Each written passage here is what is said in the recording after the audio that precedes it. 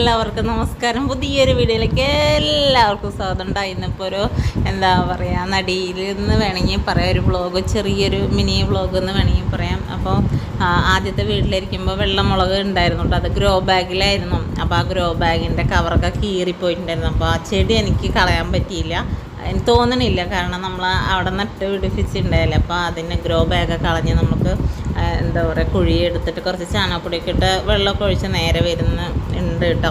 അപ്പോൾ അത് ഏട്ടൻ ശരിയാക്കി. ഞാനിവിടെ കൊത്തിക്കളച്ച് കുറച്ച് കുഴിയെടുത്ത് നമ്മൾ കുറച്ച് ജൈവവളമൊക്കെ ഇട്ടിട്ട് നിത്യവഴുതിരിങ്ങ എന്ന് പറയണ്ട ഈ ചെടീൻ്റെ പേര്. അപ്പോൾ നിത്യവഴുതന എന്നാണ് ഇവിടെയൊക്കെ പറയണത്.